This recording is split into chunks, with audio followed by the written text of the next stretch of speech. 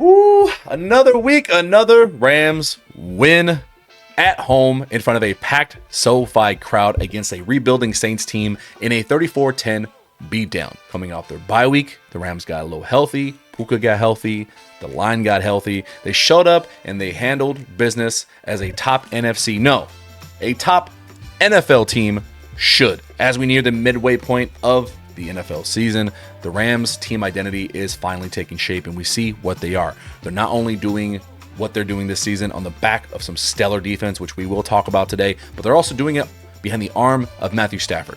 And he is the emphasis of this week's ALL-22 episode once again because he's playing like an MVP and we're going to talk about it. But not just his best plays are we going to look at.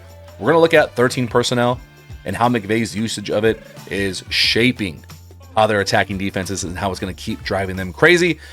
All that right after this week's sound of the game. Stafford fires downfield. It is caught. Touchdown. Puka TD. Good morrow, Rams fans, and happy another victory week. Your Rams are 6-2. I'm Tuna. This is the First and Tuna podcast. Who are we? Well, I am a football internet nerd. I cover the Los Angeles Rams independently, so if you have not subscribed, please do, like the video, something. All that stuff helps me out immensely. Now, and before we jump into these topics, if you want to just skip to the film, remember all of our videos have timestamps at the bottom. In the description, there's a actual description of what each timestamp and where it starts. Feel free to jump ahead of the yapping and jump straight into the film. Today, what are we talking about? I'm going to touch briefly on the trade deadline coming and going, just real quick. But three main things before we jump into the film. First, this defense is getting better and better. What are they actually looking like, and how good are they really? Number two, where the Rams stand today, just standing-wise in the NFC. And three, my MVP watch. So, yeah, let's jump into it quickly here. Our first one, the trade deadline came and went. Rams did not make any move. They picked up McQuaid as a free agent to help out with the special teams unit. We talked about that on our morning show. And I was pushing hard for this. I thought we were back in fuck them picks category, but Lesney decided he wanted to actually keep those picks. And that's okay. I don't think that's a big deal. The Rams truly believe they have a Super Bowl caliber roster. Maybe they pick up somebody in free agency that we have not even talked about before, like anybody on the internet. But no trade. It's not a big deal. Would have been cool to see. Seahawks did get better by adding Rashid Shaheed. A lot of people wanted him here in Los Angeles. It's okay. We've got a really stacked wide receiver group. I still think the Rams win the NFC West. No harm, no foul. I'm not perturbed about it. Okay. Now, the defense. Defense really bullied Tyler Shough. He could not do crap. What did he end up with? He finished at 15-25 passing, 167 yards. He only got sacked one time. Their game plan was really to get the ball out quickly. He did make a few throws. There was one he made on the run that was really impressive, and I was like, oh, okay, I see why the Saints liked him. I see why Kellen Moore liked him. He can make really good throws and make good decisions. Your first start against this Los Angeles Rams defense is not really fair. Now up on the screen, I'm bringing up EPA, expected points added, right? I'm not really good with these charts. If someone's better than me, please explain it in the comments, but a negative EPA for your defense is a good thing. It basically means every play that happens, the expected points based on however they figure out these outcomes, the lower the points expected, the better your defense is playing. That means every single play that go out, you're expected to not get yards, not get points, just based on how this defense is performing. Based on that and these smart people's charts, the Rams are second just behind the Houston Texans, who have a very elite defense right now. The Rams are playing very, very well. So for all those people that are talking about, oh, we still got to add a corner. This defense is performing really fucking well.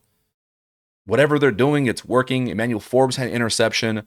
The secondary truly has played better in the last few weeks since that San Francisco game where Kendrick Bourne lit them up. I do think it's going to continue to be what we're seeing right now through the rest of the season. Very similar to last year where we saw the first 7 or 8 weeks, the defense wasn't sure how they were going to, get better. Verse was missing tackles and shit like that. We're at that point now. We passed the bye. They're performing. They were already performing well. Now they're performing at some of the top echelon of the NFL. Really, really cool to see. Some other numbers just really quickly. Right now, the Rams defense is 10th in yards per game allowed, 5th in yards per play allowed. They're giving up just 99.8 rush yards per game, so not even 100 yards. They're third in sacks with 27. Add that with the fact that they have the 7th lowest blitz rate in the NFL. That means that they're getting to the quarterback with less than 5 players rushing, or 5 or less. They count blitzes as anything more than 5 players, or 5 or more, right? Yeah, 5 plus. So they're not having to bring pressure to get to the quarterback, and they're having success. Another thing that I really, really liked seeing was they only have one run of 20 plus yards allowed this season. That was a huge, huge issue last year. That's why they lost games last year. Poona Ford, Nate Landman come in, problems immediately fixed. I love it. They ranked 9th in the league right now with 10 plus yards rushes allowed. So anything over 10, they only have given up 19 this season. They've done all this with a light box, 47% of the time, 7th most in the NFL. So that means all that equates to this front 7 is an elite stratosphere right now. They're playing elite football. I really hope it continues because this defense can carry them to a Super Bowl despite not making any trades at the deadline. And one more thing I want to focus on, how badly they beat down on the Saints. We all heard about the time of possession, right? So time of possession on your screen here. Saints had the ball for only 16 minutes and 7 seconds of the clock. Rams had it for 43 minutes and 53 seconds. 3/4 of the game they had the ball. The play differential, you can expect that. Saints had 40 plays. The Rams ran 77. The yards, obviously. But look at the drives. The Rams only had one more drive than the Saints. The disparity, like the gap there between the bottom of the league and where the Rams are at the top, this is exactly what it is. And what you're seeing on the screen here, this is the difference between a terrible team rebuilding and a team posed to try to push for a Super Bowl. I thought that was wild that they only had one less drive than the Rams. So where does all that leave the Rams right now? Up on the screen is your NFC standings right now, 1 through 16. Eagles, Bucks, Seahawks, Rams, and Niners all have 6 wins. The Niners do have a 3rd loss. They have not had their bye week yet. The Green Bay Packers are right in front of the Rams in standings at 5-2. They also have a tie, which is wild. I totally forgot that even happened. The Rams have a tough stretch coming up. They have the Niners this week. They have, I think, the Buccaneers next, and then they still are going to have to play the Seahawks pretty soon as well. So we're getting to the core, some of the most important games of the season for the Rams. They've already been tested, playing some really good teams already. But this is the stretch. Middle of the season and on, you're at the playoff push now. Anything past your bye week, you really got to show what your identity is. Can you win these tough games? And can you win in different ways? You don't have to win all these games by blowouts. It's nice to have one once in a while because it reminds you, yes, this is a very good team. Expect some close games moving forward. Expect a 23-21. Expect a 17-16. We saw it last year. It's very capable of having this year, albeit one man may have something to say about that. I do think the Rams continue to climb up this standings chart and could potentially be the number 1 team in the NFC when it's all said and done, especially if this man has something to say about it. And we are talking about, of course, my MVP favorite, your MVP favorite, Matthew Stafford. Let's talk MVP race real quickly before we jump into the film. This is in no particular order except for this man right here, numero uno, your QB1, Matthew Stafford. Now look, for weeks now, you guys know what it's been. I've been very loud about this. As the head propagandist for the Matthew Stafford for MVP campaign trail, I'm not even talking to the fans. I'm talking to you, John Matthew Stafford, and you, Kelly Stafford. You need a PR team.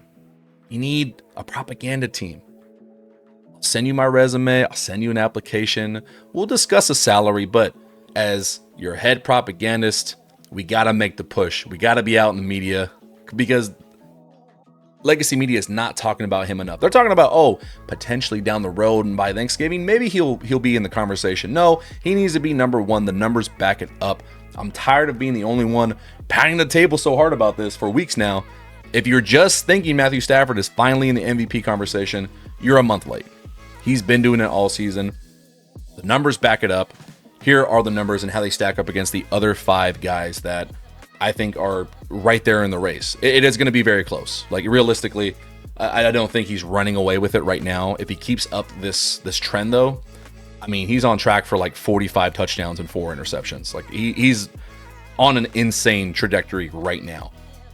So far, all these guys have only 2 losses. That's very similar. Everyone's 6-2. Daniel Jones and Justin Herbert are 7-2. Let's run down from, I guess, right to left. Justin Herbert, you got to equate his 300 yards rushing. That's why I have him on there. They're extremely hurt this season. He's missing both his offensive tackles, and he's still doing this. He's carrying the load for this team. He deserves attention for it. Daniel Jones, I'm not going to fall into recency bias of their last game against the Steelers. Look, you're due for a bad game when you're on a new team. I think he'll work over it. I think he'll continue to be very good. This is a very good Colts team. 2,400 yards, 14 touchdowns, 6 picks, most of them coming this past week. Also 5 rushing touchdowns. Like, Daniel Jones is playing elite football this year. Keep him up there. Josh Allen, his passing numbers aren't as high because he's compensating. He's a huge rushing quarterback right now. 280 rush yards and 7 touchdowns to go with his 13 passing and 1,800 passing yards. Josh Allen needs attention. The Bills are very good. Sam Darnold, I'm going to put him second. I can't argue with what he's doing in Seattle. The transition, like, his career, then the transition over to Seattle, and then he's just blowing it up with Jackson Smith and Jigba. 6-2, over 2,000 yards, 16 tutties, 5 interceptions. Incredible accuracy as well. And then finally, our guy, John Matthew Stafford. It's the ratio. I think he's got in the last, 4 or 5 weeks, he's got 16 touchdowns and 0 interceptions. He's just playing some of the best football of his life right now. You can't continue to ignore what he's doing. He needs to be number 1 in the MVP race. So this is what I got. We're going to keep updating this every single week. And then if anybody's saying, oh, Jonathan Taylor needs to be on there, I'm not going to waste my time. If they're not going to give Cooper Kupp a 2021 a real shot at it, I'm not going to sit here and pretend, oh yeah, Jonathan Taylor's on my list. I think he's deserving, but I'm not going to put him on there because it really realistically is not going to happen. I can't change MVP voters' minds, unfortunately. Okay, all that yapping. We're done. We're jumping into film. What are we doing? The first part is going to be Matthew Stafford, some of his best plays, that first drive in particular. I want to break down because that's a great example, that first drive of like what the Rams are succeeding at, and then the rest of it is going to be 13 personnel, what we're seeing, some of the things you need to continue to work on, and how it may continue to evolve as the season goes on, starting with the San Francisco Niners this week. So without further ado, use the timestamps below, as I said before, and let's watch some film, guys. First 2 plays we're going to look at, I think the 2 best plays that exemplify Matthew Stafford and this offense, like why he is the MVP. This is second quarter, 6:32 on the clock. They're already up 19-3. Is that correct? 19-3? Yeah, 19-3. First and 10. This play is sick, man. So Puka Nacua is actually starting off in the slot here. He is going to motion across, so I'll let him motion, and then we'll run the play. What happens here that we see? The Rams use a lot of motion to figure out what the coverage is. Is it zone? Is it man? This could be like a 3-ish look, but the fact that there's no corner out here kind of says it might be man. And then when he motions, watch number 4, he travels with him. Yeah, it's most likely man, right? Pre-snap. What you're going to get, though, when Puka Nacua motions across, like, this is sick. McVay is a sicko, man. Motions across. From basically a tight end position, he's going to be running like a wheel. And then he's going to get outside a little bit and then go up. We'll see it in the play here. Jordan Whittington, the 3 here, is going to be running like this deep corner. Adams is going to be running this dig. And you're going to get a play action here by Matthew Stafford. Let's run it. Little play action. Puka up top, running his out and up. Perfectly placed ball. The play call, the execution by Puka, the throw by Stafford, it's just gross. And then a learning point, if you're trying to watch film too, and like you still can't tell, like there's times I can't tell if it's still man or zone while the play's happening. Kind of look at the DBs. Zone, usually they're watching the quarterback. If their eyes are locked onto their receiver, more times than not, it's probably man. Everyone at this point, like, you got a back turned here. He's staring at the receiver. His eyes are on Davante. This is like a cover one because you got the deep guy out here. Great pass protection too. I do want to highlight that. I think the pass protection was very freaking good this game. They had some trouble in a few weeks before that no one's really talking about. Stafford hiding some things for the offensive line. They bring 5. He's got all the time in the world. Alaric Jackson handles his guy really, really well right here. Boom. Absorbs the bull rush. Easy. More time. Boom. Seeing this live, I can't explain to you how loud SoFi got. It was a packed crowd. Oh my God. Just so good. A top moment for me watching this game, watching this play in particular. So phenomenal. Let's jump over to the second great play that I loved. This is just, in a nutshell, you can't stop Matthew Stafford. When he's on, he's on. Rams are up 20-10. Quarter 3, 9:51 on the clock. Stafford took a sack the play before. It is 3rd and 12. A lot of other teams, you're in a good position. Maybe they run a draw play. Maybe they just, try to get some yards so you can punt. Rarely are you going to put your quarterback in a position to, hey, go get all those yards back. So what do we actually have here? This is the play where Davante Adams catches a dig over the middle, or like a post. I don't know if it was supposed to be a dig or post, but he catches the ball right around this part of the field. When he runs, he takes an inside release. It's a breaking point, breaks in. Up top here, I believe Xavier Smith runs a deep corner. Puka is going to run a hitch. HIGBEE is going to motion in and just kind of go to the flat here. You're going to have really good protection. What the Saints do, which I thought was interesting, really deep Tampa 2. So safety is going to go deep half. He's got deep half. Let me make this a little cleaner for you guys.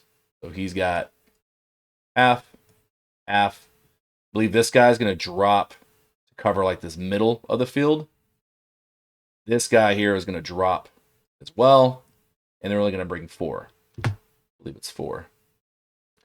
So you can see the zones here. He's kind of got like a flattish look underneath. This guy is responsible for what's called like the deep middle here. Half and half. Great pocket as well for Stafford. Now, let's focus on Davante. Davante is the star of the show. Stafford is the star of the show in this one. Inside release to dig or post, right? Boom. I love when a route is so crisp. You see the turf flick up. Watch the little trail of black pebbles coming out of the turf here. Watch. Shoot. Right there. I love that. One more time. Oof. Ball's there on him. Now, I do want to look at the end zone view so you can see the timing from Stafford, because that's really what I love. Timing here. Here we go. Motion. Ball's out. And it's a no look. And it's just so accurate. Again, no look. Who throws a no look 20 yards down the field? Turns.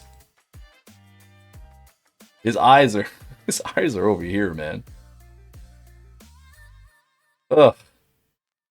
Just gross. I can't say enough. I kind of do get at a loss for words sometimes. I'm glazing Matthew Stafford, of course, but it's just really, it's insane. It's not a normal spot, I would say, to beat cover 2. I'll try to draw it again. So cover 2, he's got this part.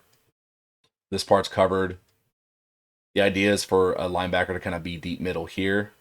And you've got underneath. And then, where's this guy going? Where's that guy going? Deep. Yeah, he's kind of hanging out here. But they hit this soft spot right here. Normally, a lot of teams will hit like near the sideline, called a hole shot. I don't really know what the terminology is for hitting that spot right there. Really cool, though. Zoop. One more time. Boom. I dare you to find another quarterback in the NFL that is making those throws with regularity. Our next section of plays, we're going to be looking at the first drive for the Rams. It was perfectly executed. It was exactly what you want to see out of the Rams. It was a lot of welcome back, Puka. Let's get him back acclimated. Let's show that he is back at full strength, even though he did leave with a rib injury. They said he was fine.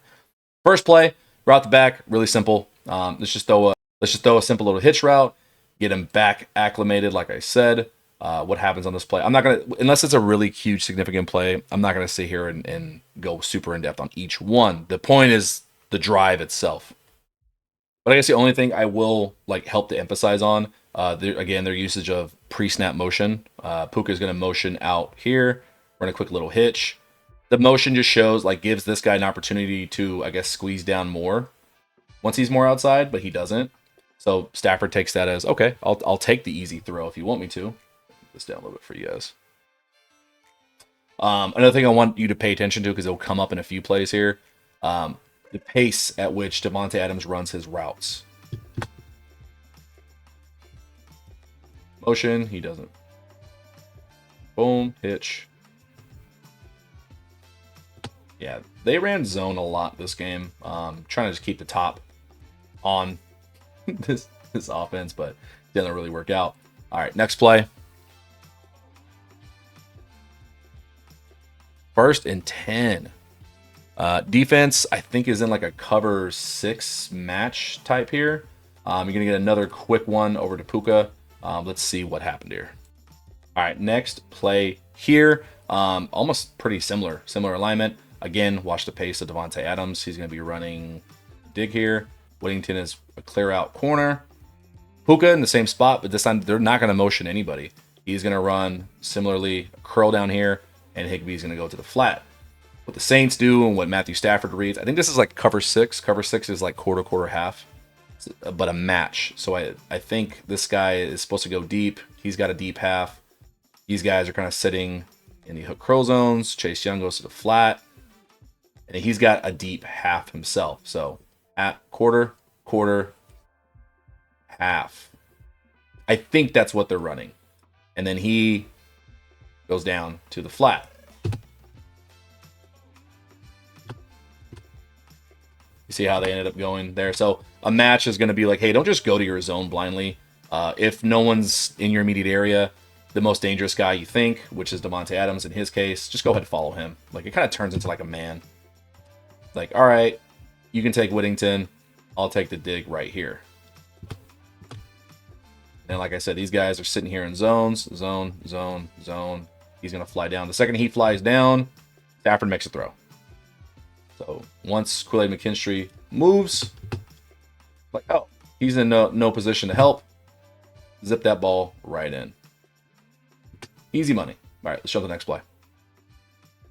Play 3 of this drive, and it must be really annoying to play the game plan for Sean McVay, because they don't really give you tells. You have to guess and just react and not have prep time to know what they're running. This is the same formation 3 times in a row. HIGBEE's here on the right side. Puka is split tight.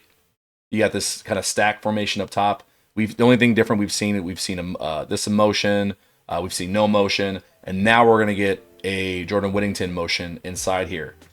Before, even almost same route concepts. Out of this, we just saw what? Boom, boom. We saw him with a corner, and we saw somebody with a dig, right? Almost same concepts. Now we're going to get a motion. Now, Adams is going to run the corner. He's going to run, I think he runs the dig here. And then Puka is going to run, I believe, a post. And I think he still got flat, if I remember correctly. But remember when I mentioned Davante Adams' pace? How it's it's not full speed. I say it's 3/4 speed for the timing purposes, right?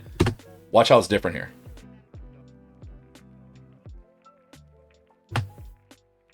Good catch. So the difference here, Adams is very good at releases. He's also very smart with his timing. He knows not to rush through routes. He knows the speed he needs to have to get to the right points when Stafford should be ready to throw, like we watched on play 2 earlier. That elite throw, that timing, it's because of the speed he's running at. That matters too. Here, he gets jammed at the line. hard. And you see how quickly he's like, oh, fuck. Head down. He's running faster than he was previous plays because he knows I'm now a quarter of a second, like a millisecond late now. I need to get back on my horse and get to the spot because that ball's coming if I'm open. And he was. What they ran here, what they ended up seeing, I believe this is again a Tampa 2. Deep half. He's got like a deep middle and then flat. I'm assuming flat. And then these guys are just kind of like hanging out here. And so you're going to have, again, so freeze here. Zone. God damn it. Zone. There's no, like, look how open this is. Like, how do you, I don't know. Anyways. So the first 3 plays, 2 first downs, same formation, like same look pre-snap. What do you're basically just asking your defenders to react. And that's the beauty of McVay's offense and Stafford running it. Everything looks the same, yet we can run 10 different plays out of it. And it's really cool to watch. Again, for those of you that don't remember, we're going to be talking about 13 personnel here once we get past this first drive. But 13 personnel. That is 1, 2, 3 tight ends and 1 running back, which usually leaves you with 1 receiver on the field. I love this, especially when you have elite tight ends, and we're going to talk about it in depth here in a few minutes. But it can put your defense in a bind personnel-wise. It's a matchup nightmare. Here, what we're getting, just a really simple play action pass here. The play action worked really, really well, mainly because they're an aggressive defense. Brandon Staley has aggressive defenses, especially this guy right here, Demario Davis. He's very good at stopping the inside run. On the play action, he's crashing, like he's up at the line right away. He gives no fucks about the pass. And quick little leak bout. Nice block by Konate down the field, man. He's still got to work on his technique as a rookie. But his effort's always there. He's always willing to get in there. So we've got 4 plays, 3 first downs. That was 1st and 10. They pick up a first down on that one.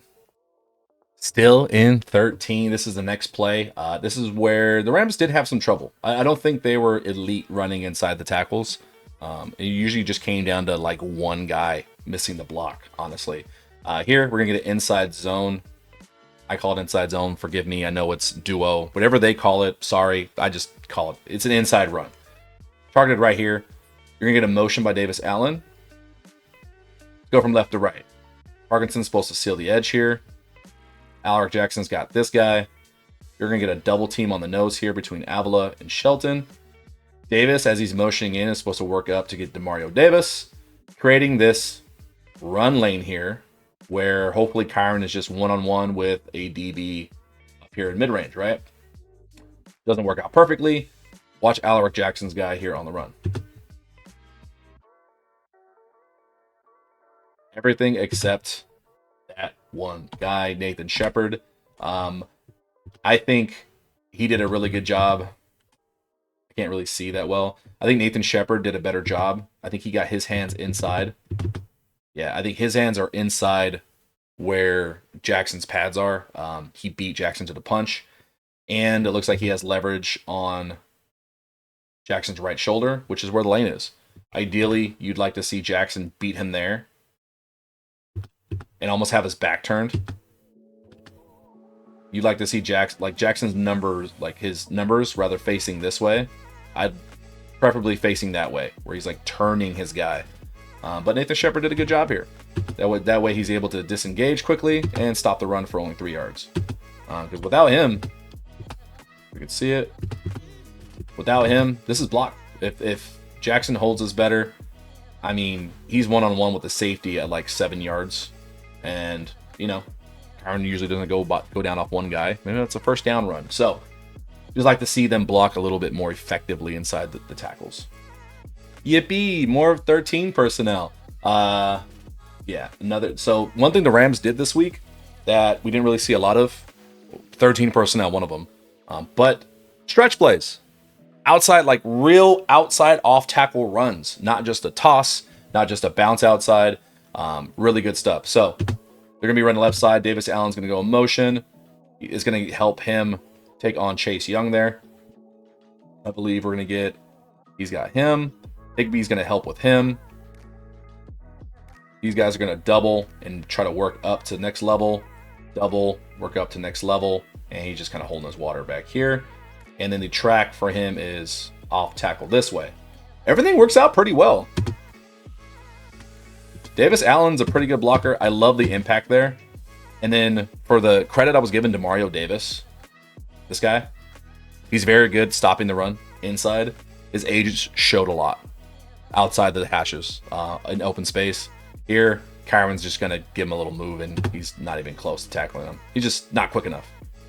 The only reason this play doesn't get more than just 3, I don't want to say Konate messed up a block, but yeah, DB just got off him. DB made a good play. Didn't make the tackle, but he gets there. We can see the sideline view to see what happened on that block. Yeah, one thing I will appreciate is Davis Allen. We're going to talk more about him in comparison to Ferguson, but this is a good block right here. Boom, seal it off. I think Konate stops moving his feet. I think he needs to... He's square up with him right here. Here's Konate making his block on the DB. The idea of this run, just seal all this shit off. Hold your man. And then out here outside the numbers, you've got one-on-one between these two. Because if we pretend... Let's pretend he's not here. Say he's blocked still. Kyren and a safety are meeting out here. And now it's just make the tackle or Kyren's going for a touchdown. Right? But instead, it's washed up because of the DB. Everyone else does a really good job. Yeah, right here, engage, drive your feet. See how he kind of pauses right there?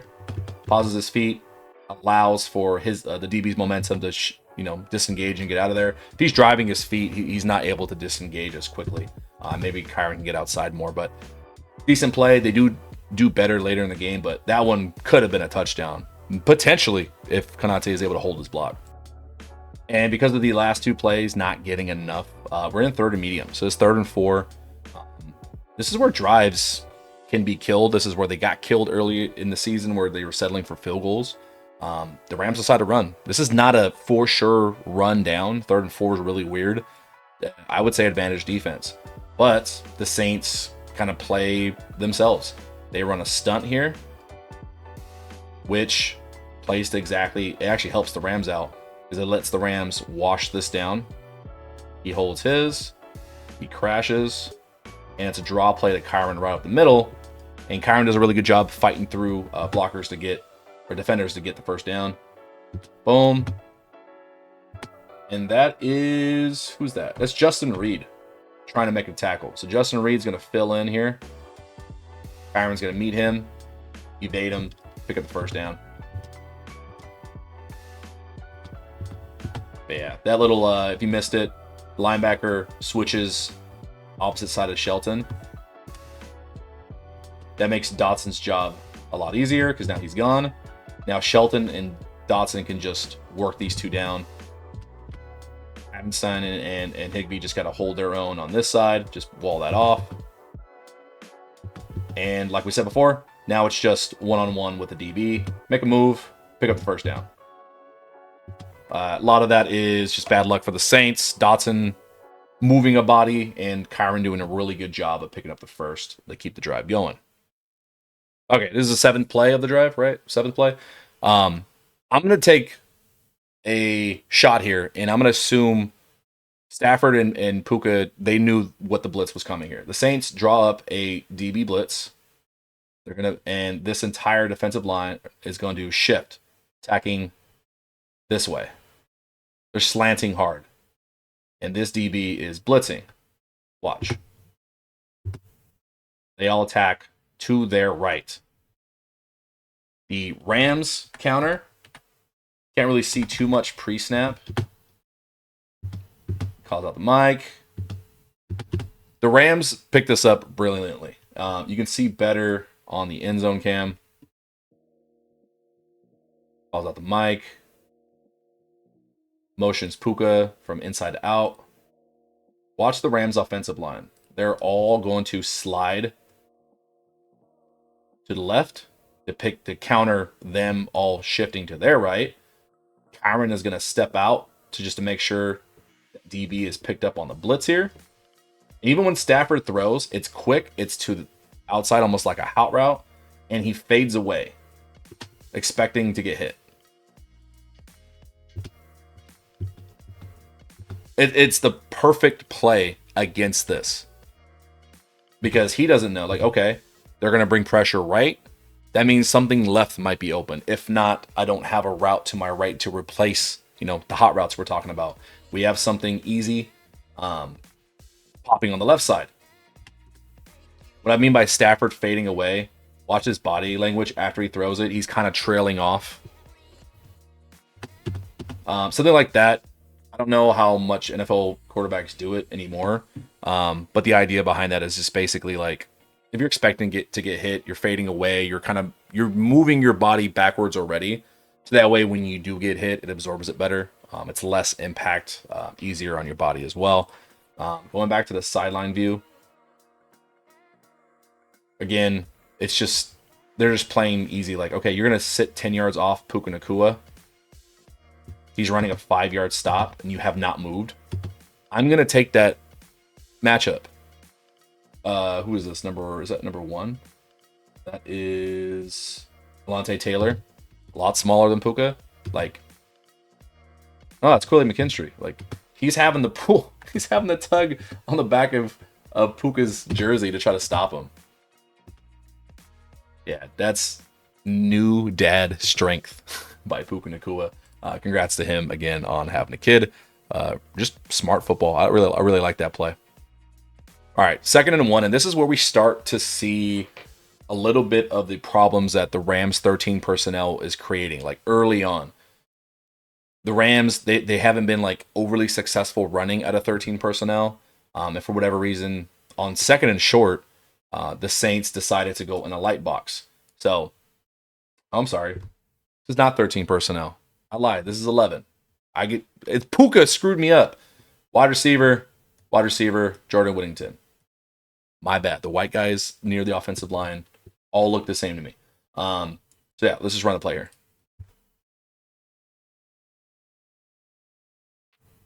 Boom. Really nice off tackle there. But again, so like my own confusion of this not being 13 personnel. How similar is this though? This kind of adds to the point of you have psychotic wide receivers in Puka and even Jordan Whittington, to where this is basically a light 13 personnel. This is a light box for the Rams because you have guys like Puka. The blocking scheme here, double, single, and work up. All right. They're doubling this guy. They're going to help double this guy. I believe HIGBEE's taking on the edge. Yeah, HIGBEE's going to take the edge. Puka is a psycho. He's going to work up to this linebacker, and it's not a small block. It's an impactful block. Puka doesn't move. That's a solid block right there. He allows, like, Kyren's extra 3 yards here are from Puka. This is awesome. Yeah. This is the problem that the Rams personnel right now is creating. Like, they can line up damn near how they were in 13 personnel, but now in 11, and then run the ball just as effectively, if not more, on some cases. 1st and goal here. Not all plays are winners. We go play action. Rams sniffing out this time. Similar play that they ran earlier, where they were able to dump it off to Davis Allen and pick up over 10 yards again. We are back in 13 personnel. Yeah, tight end. They did this a lot on Sunday with Davante Adams inside the 10 as a lone wide receiver. That's how we got 2 touchdowns. Here you're going to get a motion. And Saints are ready. This linebacker blows it up. He's going to engage with the tight end, not bite on the run, and just run straight at Stafford, causing him to evade. Boom. If Stafford had time, we could be seeing another touchdown, or at least an earlier touchdown for Davante Adams. Check him here, running away from his man on a drag route into the end zone. For this dude being in, his 13th year, look at this get off. William McKinstry played at Alabama. He's an elite athlete, and yet he can't keep up with Davante Adams. Off the line, easy. I'm going to switch to the end zone cam just so we can get a quick view of the very agile Matthew Stafford. Ladies and gentlemen, is this Lamar Jackson back here? Ooh, and a no look for 2 yards?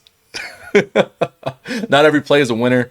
I'm glad we can laugh about this, because if a drive like this stalled, you look at this play as like, what the fuck are we doing? Yeah. Next play. We are back in 11 personnel. This one is a fun play. I like this one a lot. You get trips to this side. You get a one-on-one Davante Adams. You're going to get numbers in favor of the Rams, because right now it's 1-2 versus 1-2. You don't have anything favorable. This is a far way, if you're going to run a screen, to ask this tight end to get out here. So what do? They're going to motion him. They're going to jailbreak motion him, get a running start at one of these guys. Jordan Whittington is supposed to block the other. Puka is just going to sit right here, take the ball, and try to run to the pylon. Here we go. Motion. Puka is just too strong. I thought it was a touchdown. I guess his toe or something touched out of bounds. Yeah, not really sure what you're supposed to do in this scenario. If you are the Saints, they can't press. I think a size difference. I think they're worried about Taylor and McKinstry pressing even Puka Nacua. I mean, all game, like, they're just playing so far off. They're worried about him.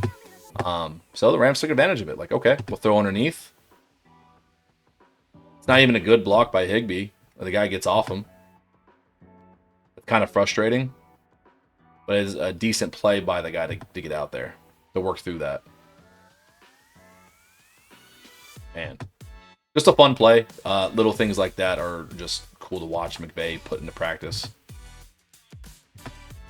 Yeah, the Rams are running or the Saints are running probably a 2 again. Can't really tell. The play happened so quickly. But then this puts the Rams down at the 1. And then we get a big man touchdown. We get tied in Tyler HIGBEE on the play action here. Whoop. Open. Nothing really crazy here. Just your standard. Just fold the defense. They sold out on the run. I think Demario Davis, again, is just up in here right away.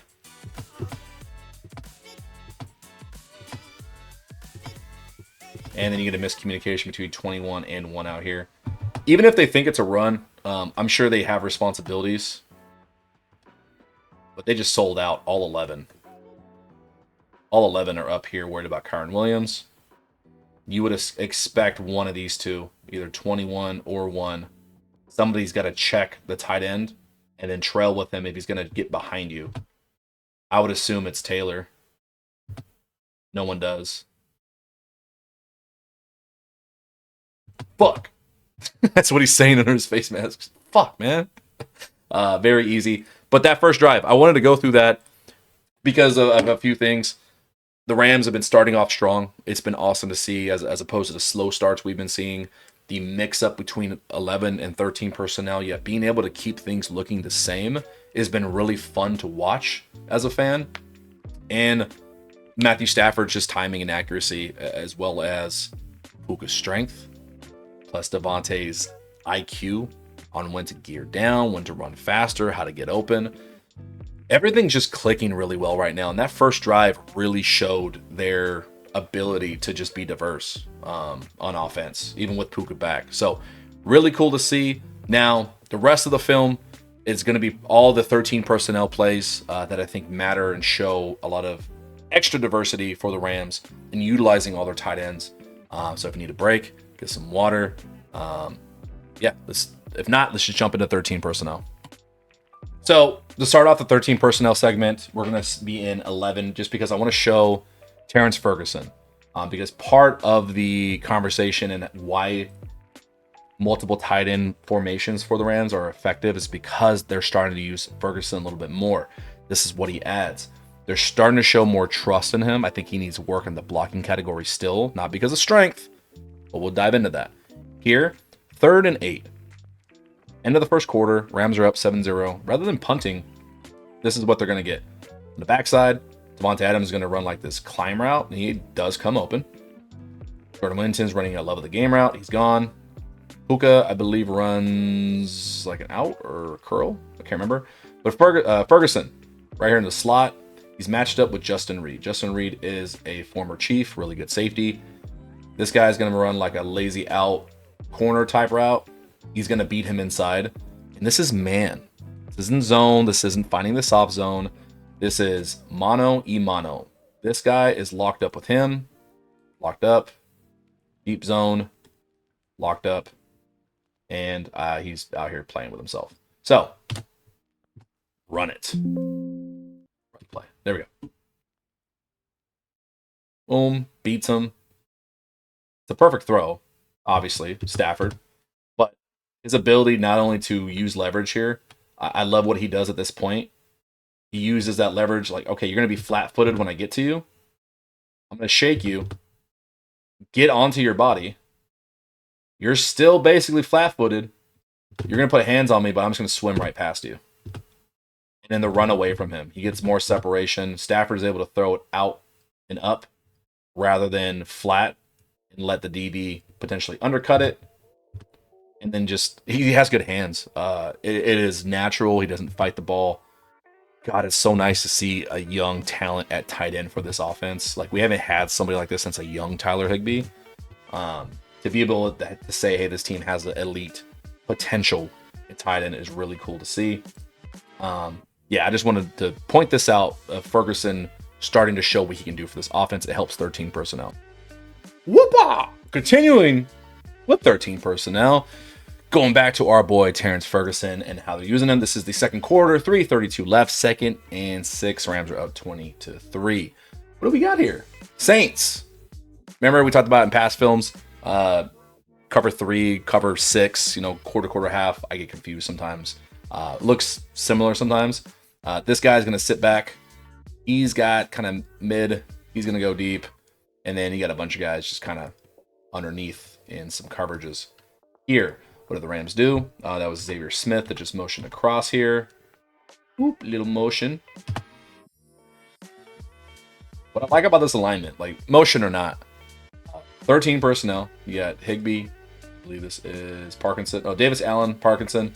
And then Ferguson's down here, split out. That's a problem. What do? Do you put a small corner on him? Do you put a safety? You saw what happened last time when he ran the corner route and got open. Do you put a slow linebacker on him? That's a problem. So here, we're going to get a play action. Kyren. You're going to get really good protection here. You're only getting a 2-man route, which I think is wild that you can scheme guys open with just 2 players in a route when you've got 1, 2, 3, 4, 5, 6, 7 guys back in coverage.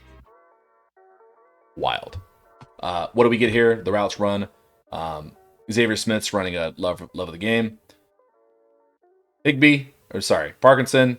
He's kind of slowly trotting here and in rounds to a lazy corner, catches the ball, turns inside. If this is designed that way, I don't know. I don't know if this is just the rookie speed and him trying to figure out where to go, or if it's designed that way to mimic like, hey, act like you're going to go for a climb route. It kind of starts as maybe he's going to go to linebacker to maybe he's going to go climb and then out. Here. Zoop. Like just sitting in a soft spot. Very methodical, very slow, but it feels intentional. Back. Boom. Zoop.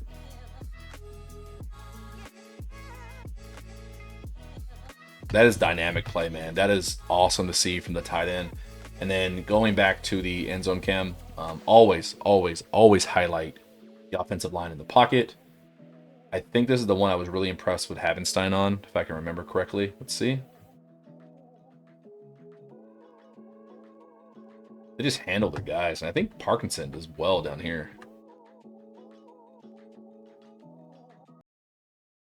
Clean pocket for Stafford the whole time. Yeah, you're only bringing 4. How many times do you watch other teams where they bring 4 and like the quarterback's under duress the entire time? Really love what we're seeing here. The thing to pay attention to, and I think that they've gotten better with over the last few weeks, watch their eyesight, especially these guys, Havenstein and Dotson. Even when they engage, they're looking around. So, all right, hand here helping. Let me check my eyes this way. Why? Because how many times did we talk about in the first few weeks where a blitzer would show late, somebody would stunt late, and their eyes are not there? Imagine Dotson's just, okay, cool, I'm going to engage here and not look, and then all of a sudden you got a blitzing guy right down the throat of the offense, right? This time they're engaging, they're helping. Dotson even disengages, realizing, all right, Rob's got this guy. Shelton's about to get beat. What does Dotson do? I'm going to go help and negate this shit. Nope. Get the fuck back there. Stafford had time to double pump, and no one's even near him. And then again, shout out to the edges here. So you got Jackson holding his water. Yeah, you're doing nothing. Just elite play, just all around, just showing that they are the better team. Really cool to see. Everything with McVay in this 13 personnel, you're going to notice it's kind of a setup. Them being able to throw deep like we just saw in the last one, they took shots multiple times out of 13 personnel. Here, Xavier Smith is the lone wide receiver here in the slot. They're going to take a shot at him deep. This is earlier in the game, so we're backtracking a little. But what you're going to get, he's going to run a dig. He's going to run kind of like a holding spot here. Xavier Smith is going to be running deep over the top there. I just realized my window's in a bad spot. Sorry, guys. Boom. One more time. Xavier Smith is the focus here. He's going to be running deep across. The idea is to run enough shit underneath here to take this guy out of the way, this guy down, and Xavier Smith his job is to beat this guy. His job, I'll show you on the end zone cam. So Xavier Smith's far on the left side. His job is to get opposite, almost damn near to the numbers out here, where the numbers are written. That's his spot. Your job is to beat that guy all the way across the field and get there, because Matthew Stafford's going to wind up and take a deep shot. Let's watch it from the sideline cam. Play action. Good protection. I think this is just a missed throw by Stafford.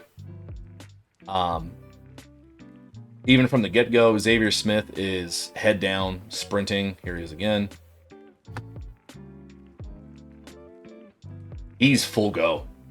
He is running as fast as he can. He gets... Yeah. If this is slightly 1 yard shorter and just kind of outside here, that's a 50-yard bomb. Love the idea. Love seeing them get Xavier Smith involved here. And good protection as well. Boom, boom. Yeah. Yeah, this route holds that guy. Smith is one-on-one with him. And I think Davis is, yeah, you do have another deep safety here. He gets pulled down by Davis Allen's route here. Rather than him backing up and helping out this, Stafford makes a good decision. Like, all right, cool, I got one-on-one, bombs away, and just misses it. So even though they don't complete it, this is not the only time that they took shots deep out of 13 personnel, which is crazy. It's like, it's a heavy formation, yet they're throwing it 40 yards down the field. So it's going to put the Saints in bad positions where they go light against, 13 personnel when the Rams are going to run it, and we'll see it here shortly. And just to emphasize them taking those shots, this is another one that could have ended up in a touchdown. They're down into 40. This is later in the first quarter. This time it's Kanate Mumpfield, the rookie, as the lone wide receiver in this formation. You're going to get that quick little outside to C-gap motion by Davis Allen. He's going to go up through the middle, making it look like run on this play action. Kanate is going to be running this deep post. I don't like Ferguson's route. It's weird. It kind of looks like a really lazy dig. And Davis Allen's just running this climb route, trying to pull out linebackers. But again, Rams willing to throw it over the top. If this is blocked well like the other ones, if you look up here, he's got a step. Throw it similarly to how he threw it to Xavier Smith on that previous play. Throw it in the middle of the end zone. That might be a touchdown. I have faith in Stafford. I got faith in Konate. But what happens? Again, we don't just cover the good plays. Alec Jackson gets beat, which is really weird. I did point out before this game, Chase Young is not a slouch. He gets beat. That's a really, really good play. That's poor. This is poor by Jackson here on the left side.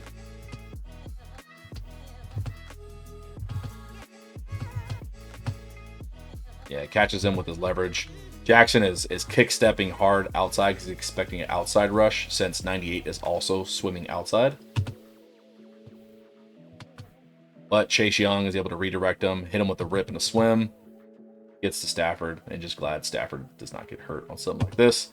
But missed opportunities like that still show up on film. They still show a willingness to go deep, even though the play did not work. You're getting another set of downs, 1st and 3. This is the Davante Adams touchdown here. How does it happen? Obviously, it happens by Davante Adams being a beast, but the motion helps. In the play after this, we're going to be showing both Davante Adams touchdowns. Similar things happen, but the defense reacts differently.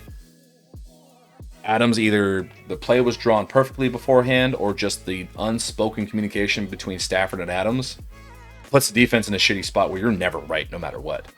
All right. Here, you got 1-on-1. 13 personnel for the Rams. You're going to get a quick slant by Adams. Wide open. This motion by Allen pulls this safety over the top more. And you can't really see that. Stupid yellow in the end zone. He's going that way, creating just this wide open range here. Boom. And in past weeks, I don't know if this is a counter to that, because we saw this earlier in the season where they would try this, but Stafford would throw it high, or there was a defender in the way where he had to throw it high. He would just miss it. This time, he's got a clear lane. And I think a little bit of that is this motion, this addition of it, being able to pull defender out, make these guys think it's potentially run instead. And like we looked in past weeks, the Rams are kind of skirting with the rules of like downfield blockers, because I can't tell here, was this supposed to be a run and they just checked to a quick pass? Because these guys are getting upfield. These guys are getting upfield. Mind you, it's the tight ends, not the offensive linemen. Yeah. End zone cam will show even clearer its passing lane.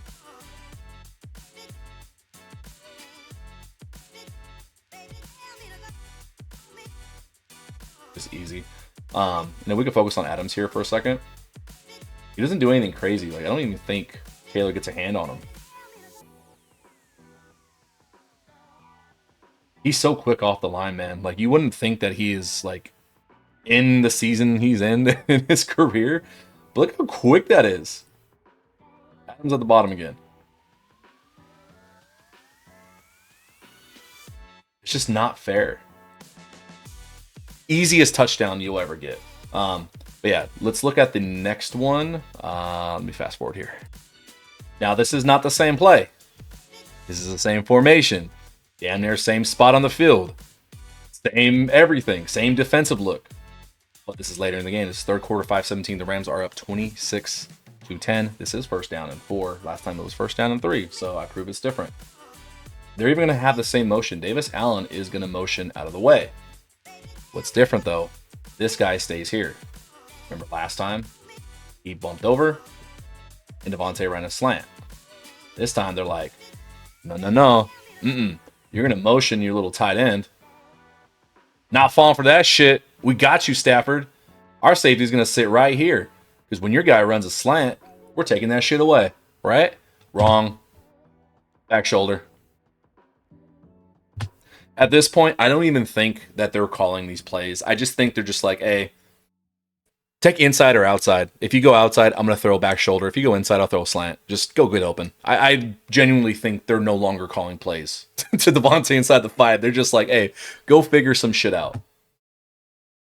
Because he's ready for it. Look at this. They're double teaming Davante Adams in the red zone. They're bracketing him. This is a bracket. The second it's snapped, this guy's flying out here. He's like, I'm going to jump this slant. Look at it. He's ready for it. But what does Adams do? Off the line. Let's pay attention to Davante. He just hits him with the opposite move. It's literally, rather than right, left, go, now it's left, right, go, outside. It's the same thing. Gives him a small push, little veteran jab, and it's just the ball's away from him. He can't do anything. I generally don't think they're any more calling plays. Davante Adams is just that good off the line. It's becoming automatic. He leads the NFL in touchdowns because of this. 5 touchdowns in the last 2 games. Adams is elite right now, man. But it's the emphasis. I hope you guys appreciate seeing it's the same shit. Exact same thing. But Stafford and Adams connection is just unguardable on this play. Back to the rest of 13 personnel. I'm going to start going a little bit quicker here because I don't want this to be an hour and a half. We're already at probably closer to the hour mark. There's some things wrong with blocking here and there that we're going to be looking at primarily. So let's just dive into it. Here we go. 13 personnel. Second quarter, 5:27. This is a decent run. It goes for 7 yards. Kyren up the middle. But it's still not blocked well. Remember, I hinted at it earlier where there's always just one guy missing something. Here, the target is right up the middle for Kyren. They're going to get a similar motion from Davis Allen into the C gap, like we saw earlier on the sack that Stafford had. This time they're going to run it. Jackson is just going to hold his guy. These two are going to combo block here. Dotson's going to try to push his guy, but he falls, and then Havasin's got his guy. The motion from Allen, he's meant to be a lead blocker up here. And from what you can't see him, but Ferguson is right here, right off your screen. He's right here. Ferguson's going to pop in, and I think he was supposed to also fill in, but he's very late doing it. Watch. So you get your motion. Fills in. Here comes Ferguson off the screen. He kind of just doesn't engage anyone. He's very... I don't know if he's supposed to go around here or follow Davis through the gap. Because there's an unblocked guy here. And I don't think it's supposed to be that way. He makes the tackle. So if you would imagine right here, he's hesitating. And this is where I said Ferguson still needs work in the run blocking game. It's not like when he does make contact and he's blocking someone, he's pretty good at it. It's his decision making. It seems like he's unsure on some of these run plays. Whereas Davis Allen, when you watch him, he's very intentional. He's going and he's going to hit you full speed. I like his block on Davis here. The stock block. Davis is strong and good. And Davis just meets him in the hole. And he's eliminated. That's eliminated for Kyren. Kyren can run straight through there. Now, what does Ferguson end up helping out at? Ferguson ends up blocking nobody.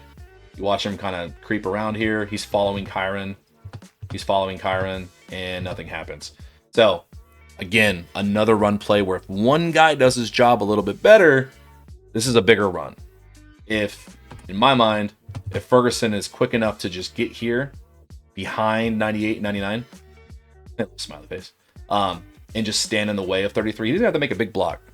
We emphasize just get in the way. Like right here. Imagine he's in the way of 33. Pretend he's not there anymore. Yeah, that block. 20 is going to get demolished by Shelton here. There is fucking nobody if Ferguson is there.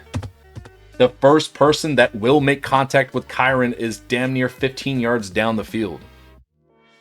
So, this goes back to the old conversation of, Kyren's not explosive. Kyren doesn't do this, doesn't do that. I think this is a lot on McVay and the blockers because there's always one guy missing. His run scheme is so precise that like if one guy messes up, the play only goes for a certain amount of yards. You don't have a lot of room for wiggle room or margin of error, it seems like. And this is an example of that. So, still a good run, right? Still 7 yards, but you're leaving a lot on the table. You do get some bigger runs when Blake Corum enters. You get some more stretch plays, but just seeing this kind of stuff, I really am excited to see how Ferguson graduates into another category of run blocker. All right, I won't spend too much time on this next one, but focusing on Ferguson again, he does a pretty good job on this one. He helps seal the edge. Davis Allen's going to take Chase Young. Ferguson's going to give some help and then work over to number 1, the corner. They meet like out here. And even though this isn't like a breakaway run, dude, Kyren's so good at just breaking. Look at this. You're going to get this. This is football. You want a running back that's just like, all right, go make some contact, scrap out 3 or 4 extra yards. His first contact, he should be down right here. There's 2 guys on him. He gets an extra 1, 2, 3, almost 4 yards. Just plowing forward. Just, hey, go get some extra yards, man. Really good. Saints defense. Sitting here getting some penetration. Focal point, Ferguson. Able to get some good yardage behind him. That's what I'm saying. He can do it. It's just, is he going to make the right decision? And that's what we're going to look at actually on the very next play. I want to look at Davis Allen. So we've kind of seen now a few plays how Ferguson might be a little, I won't say hesitant, but he's just not as intentional attacking blocking. Like there is a little bit of hesitation. On this play, again, throwing a lot of things at you. I'll slow down. Sorry. Motion by Davis Allen. How many times have we seen this now today where it's like, is it a play action? Is it run left? Is it run right? Is it just a fade to Davante? We don't know, right? So that's one. Now watch Davis Allen work his way across, intentionality, and lay a good hit on Chase Young here.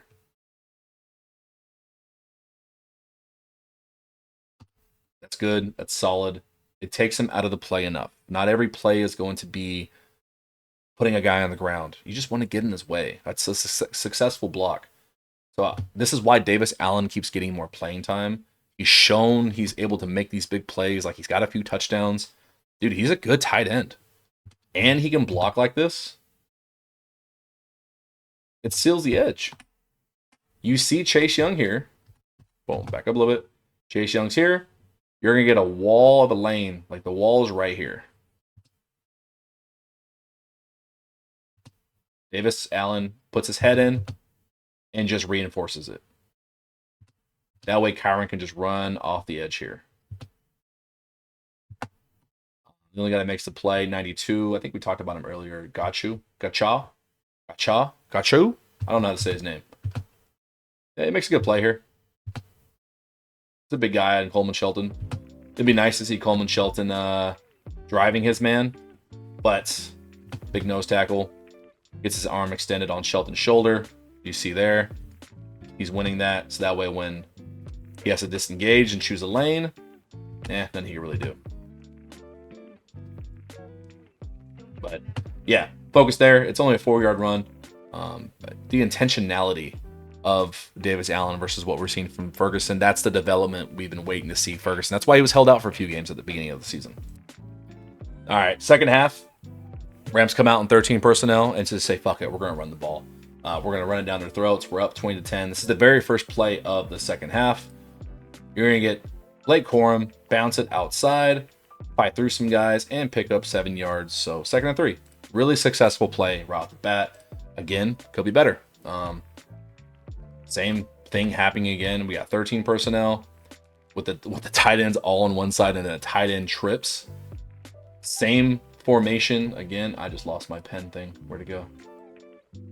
Same formation. Motion. He's going to motion across here and to work his way through the gap. Saints defense, though, give him some credit. You do get 90. 90 is going to penetrate enough on Havenstein. And then Dotson is a little slow working here up to linebacker. There's a little bit of a jam here with Mario Davis filling in quick enough to where Davis, when he motions, meets him right at the line, rather than meeting him maybe 2 or 3 yards down the field and making it a little bit neater for Corum. So here you go. So you got one problem here, and then one problem here. Boom, boom, boom. See how it's just kind of messy because of all those 3 factors? Luckily, Corum is good enough to bounce it out and work his way through. Great contact balance because the edge here, Parkinson's got his guy locked up. He just makes a really good play and just diving at the feet. Corum escapes it, still picks up 7 yards. So yeah, these running backs don't get enough credit because even though shit gets messy and a play doesn't work out well, they're still able to make things look really, really good.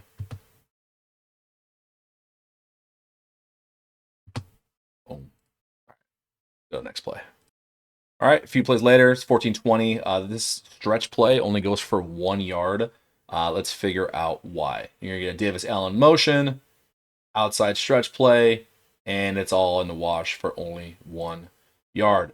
Something good that happens, though, Coleman Shelton does help block and then works his way back for number 20 shooting the gap here, trying to tackle Corum in the backfield.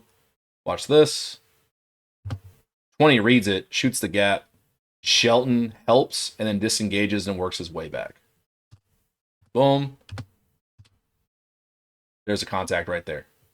There's a reality where Shelton doesn't do that, and 20 is maybe at least holding up Corum in the backfield, if not making a tackle for a loss. But he's able to do that. Where the play messes up at, in my opinion, everyone else is fine. Demario Davis is a hard guy to tackle. HIGBEE's doing a pretty good job driving him. I think it's Kanate Mumpfield on this one. I mentioned earlier, like the effort's there. Here he is down at the bottom. Effort's there, intentionality's there, strength is there, but he stops his feet sometimes, and it puts him in trouble like this. It happened earlier, and this is the focal point where, hey, you want to get this guy outside, right? Remember, happened with Kyren earlier. You want him outside to be one-on-one with the safety out here. Your job is to lock him up. He engages. This is great. Even though his hands are outside, got to get him inside, man. And then he stops his feet. His feet are flat the whole time. They don't move. It allows number 1 to disengage because there's no fight. If instead he was here, he just moved his feet, even if he's not pushing him back, just moving your feet allows you to not lose contact. It allows you to maybe start driving a little bit, so that way he can't disengage. Because if he's still blocked, again, we're gonna play pretend he's not here. If he's not here, Corum is comfortably able to just keep riding outside. Because he doesn't. Right here, Corum sees this guy flashing through. He's there enough to create indecision for Corum, to where, okay, maybe I need a cutback, but by the time he does, the rest of the defense is already flowing.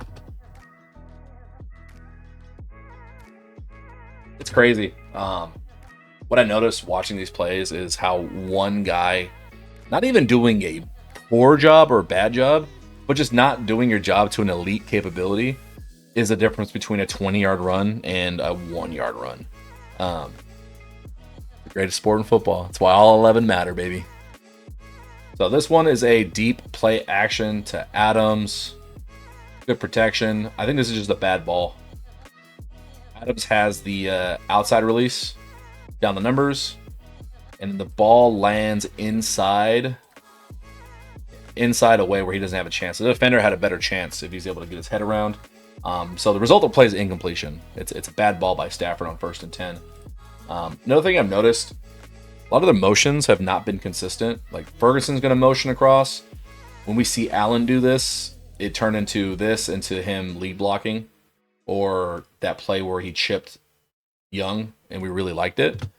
Here, his job is to boom, go up into, I think, a curl. Yeah, there we go.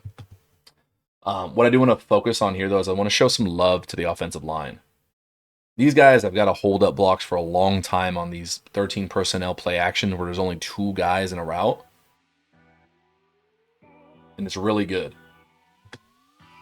Really, really stark improvement from what was happening the first few weeks. The communication is better. First, Avila, pancake. Throw his ass on the ground. That's good. Also, Alaric Jackson taking on 15-year veteran Cameron Jordan. Handles him. Now, where I see the improvement in the communication, Big Rob. You know, he's no slouch, but being able to trust the guy to your right and left, that's where the communication comes in. He's going to help. I think this is HIGBEE. That's Parkinson. He's going to help Parkinson with 90. But watch Big Rob. He's got a hand on this guy. But where is he looking? He's looking this direction the whole time. Boom. Absorb. Help. And he's watching the whole time. Reason being is because, remember, how many other times did the Rams defense do this to guys? Where you're going to get a late guy coming, let's say it's 93. This is Kobe Turner, engage, and then wrapping around. Or it's verse, or it's Young, right? So he's engaging, and he's prepared for a DeMario Davis late blitz. He's ready for a different edge to loop around here. After it doesn't happen for a few seconds. All right, cool. Let's just keep 90 out of the game. And then you can see the placement here. Yeah, ball lands here. Wow. Yeah, ball lands like here, but he's on the outside. So really poor placement by Stafford. Missed opportunity of a deep ball, but the fact Davante Adams is getting behind guys is wild. Now, what is the purpose of all this shit? Like, why do they keep bombing it? Like, man, you're in 13 personnel. Run the ball. Run the ball. It creates this issue. Now, this is a Brandon Staley issue. They did it a little bit earlier. This might turn into issues for other teams because, all right, they're lining up with 3 tight ends, but these tight ends are fast enough, and we still got to deal with, you know, a Puka, a Davante, a Xavier Smith on the outside. They're trying to throw it over the top on us. So here we go, 3rd and 2. They don't trust their eyes. They don't trust that they're going to run it. The Saints have 1, 2, 3, 4, 5, 6 real run stoppers against 13 personnel. They have 1, 2, 3, 4, 5 DBs. They're essentially a nickel against 13 personnel. Now, I don't expect everyone to know, like, right away me saying that is an issue. It's not sound. If someone's coming out, you know, they keep bringing out tight ends. The more tight ends they bring out, you typically want to match with another D lineman, another linebacker, or another heavier safety. But in this case, they have an extra cornerback.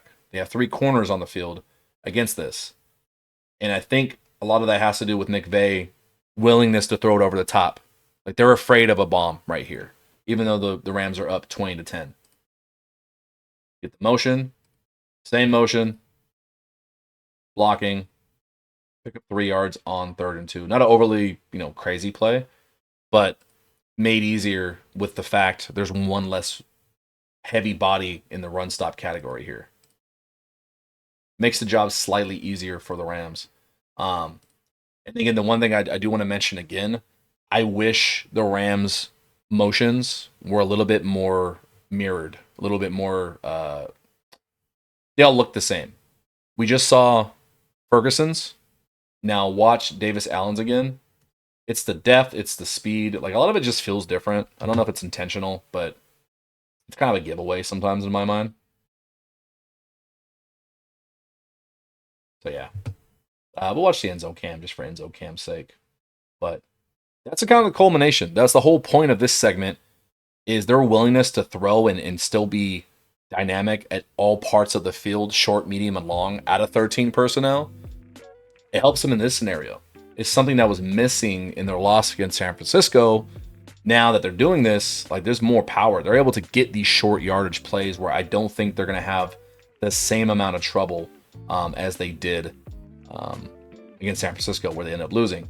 And then last point, this is actually on Corum. I think Corum, hey, good job just trucking ahead to pick up the first down. I'm going to show you something here. Get some good blocks. So this is all messy right here, right? He knows what he needs, 2 yards. He's going to plow ahead to get it. For someone who can bounce it and loves to bounce it outside, a big lane right here, man. Tight end is taking this guy out the play. This guy's out the play. This is all walled off. Instead, he just plows ahead this way when, man, you could have bounced it, still got it easily, but you're giving yourself a chance for more yards.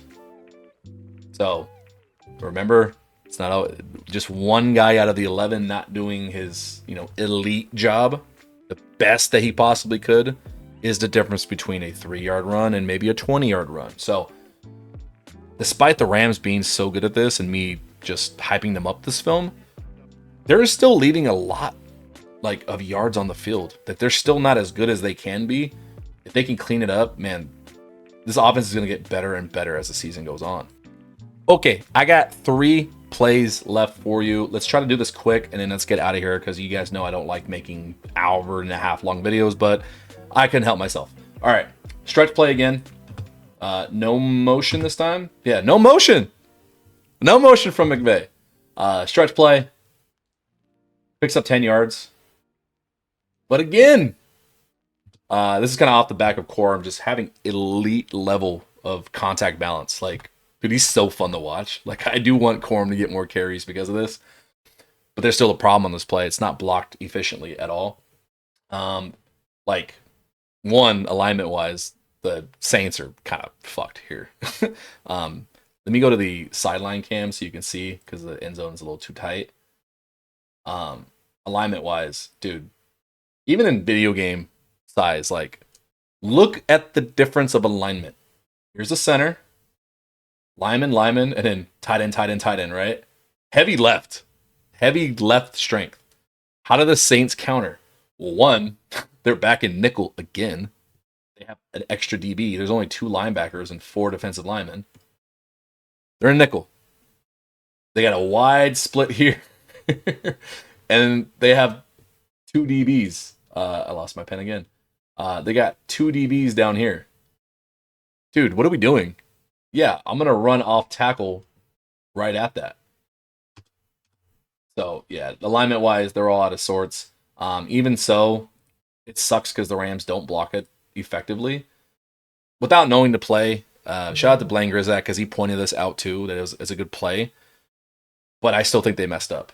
All 3 tight ends blocked the same guy off the line. And I think that makes them slower to get up to the next level. Here. All 3 are here. Double teams, yeah. I don't know. This isn't Jared Verse and this isn't Aaron Donald. I don't know why we're blocking 3 guys with 1. I think it makes Parkinson late to get up to the next level. And it's a domino effect because Parkinson essentially doesn't block anyone. The first contact he makes really is with a guy that's behind the play being blocked by Ferguson already.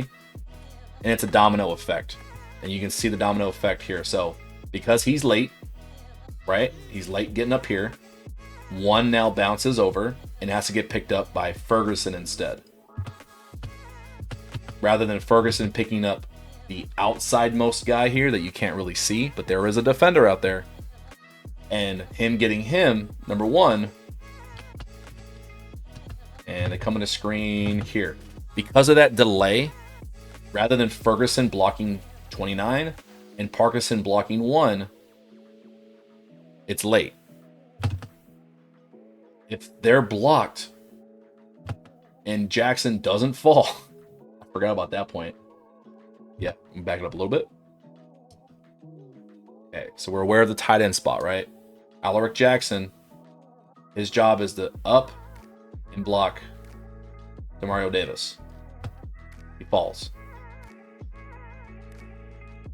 And looking at it back again right now, I think a little bit of that is getting tangled up feet with Parkinson. Yeah, he's tangled up. Still gets 10 yards because Corum is extremely talented. But again, it's the small details. The McVay run scheme, if one guy messes up, it screws up the whole play from being the kaboom play that it really can be. One more time. Because Parkinson is late, getting up to 1, domino effect. He's not there, he's not there, he's not there. Perfect world if that happened. Blocked. He's upright. Look at that lane. that lane, and I don't know if you could see it. He'll come into effect here. There's a safety way down here. He's 20 yards down the field, and there he is. If that happens, the first time Corum is contacted is at the 20. That'd be, what, 6 yards downfield? Yeah, dude, it's... Ay. But, yeah, still a good play. Just can be better. Last two plays. These ones are quick. This is going to emphasize, again, the impact that Davante Adams is having in the red zone. I know we keep seeing goal line fade, slant to Adams.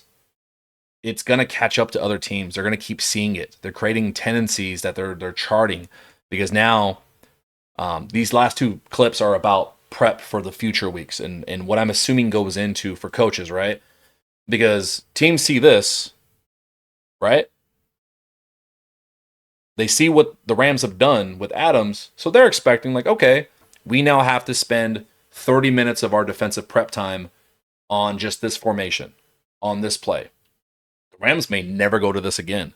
It doesn't give teams the opportunity to prep for other things the Rams may do. There's so much shit that McVay is throwing at defenses on film, and then McVay maybe just doesn't even go to 13 personnel in the red zone. It's like, what do you do now? Like, your tendencies are out the window. You don't know what McVay is going to do. Just a random anecdote for me.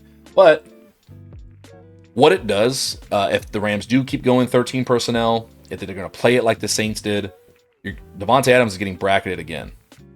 This guy is leaned over so far. There's no other widers. There's no tight end here at all. It's just Adams. Man, and he's bracketing. The Rams are going to run off tackle here. And you may seem inconsequential, but that's an additional run stopper that's no longer in the box somewhere.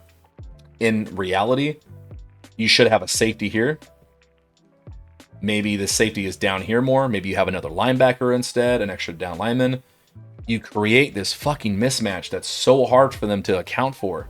They're going to run off tackle, and it goes for 7 yards.